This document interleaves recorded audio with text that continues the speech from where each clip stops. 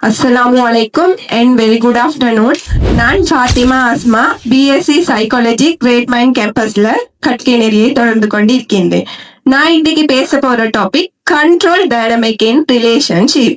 Control dynamic கட்டுப்பாடு இயக்கவியல் என்றா ஒரு துணை மற்ற துணையிட செயல்கள்ல முடிவுகள்ல உணர்ச்சிகள்ல ஆதிக்கம் செலுத்துதல் அல்லது அதை பாதிக்கும் வகையில முயற்சி செய்தல் ஆகும்.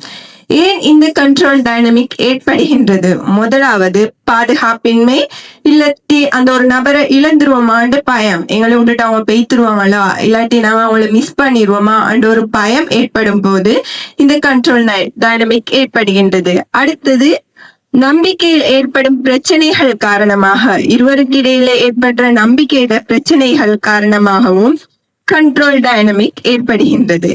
அடுத்தது அதிகார ஏற்றத்தாழ்வு ஏற்பட்டதாலையும் இந்த கண்ட்ரோல் டைனமிக் ஏற்படுது. அதாவது ஒரு கணவனை விட ஒரு மனைவி நல்ல பொசிஷன்லயோ இல்லாட்டி செலரிலயோ நல்ல இந்த அடே இவ எனக்கு விட நல்லா சம்பாதிக்கிறா, இவ எனக்கு விட நல்ல பொசிஷன்ல இருக்கிறான்ட்டு ஒரு அதிகார ஏற்றத்தாழ்வு வரப்போக்கல இந்த கண்ட்ரோல் டைனமிக் உருவாகின்றது.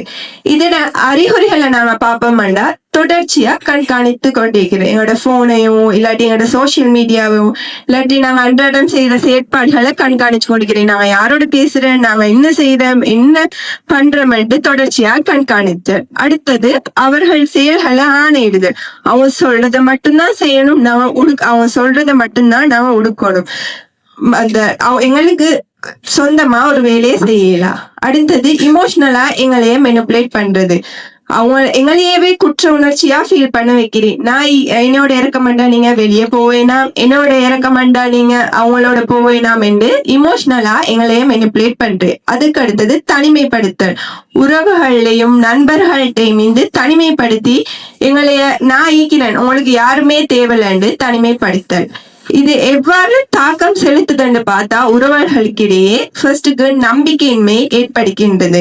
உறவுகளை அத்தியாவசியமான ஒன்றுதான் நம்பிக்கை. இந்த கண்ட்ரோல் டைனமிக் உறவுகளுக்கிடையே நம்பிக்கையின்மையை ஏற்படுத்துகின்றது. அடுத்தது இமோஷனல் டிஸ்ட்ரெஸ் ஏற்படுத்தல். பயம், பதட்டம், ஒரு உணர்ச்சியில சிக்கி கொண்டமான்ற ஒரு ஃபீலிங்க எங்களுக்கு ஏற்படுத்துது.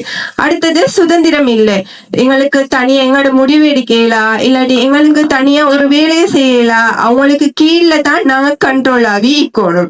2015ஆம் ஆண்டு ஜான்சன் என்ற ஒரு ஆராய்ச்சியாளர் நடத்தின ஆராய்ச்சியில இந்த கட்டுப்பாட்டு நடத்தைகளாக உறவுகளுக்கு இடையில நம்பிக்கையின்மை ஏற்படுகிறது என்று அவரு ஆராய்ச்சிக்கிறாரு. சோ இந்த கண்ட்ரோல் டைனமிக்கை நாங்க எப்படி ஹேண்டில் பண்றேன்னு பார்த்தா ஃபர்ஸ்டுக்கு அதை நாங்க அங்கீகரிக்கணும்.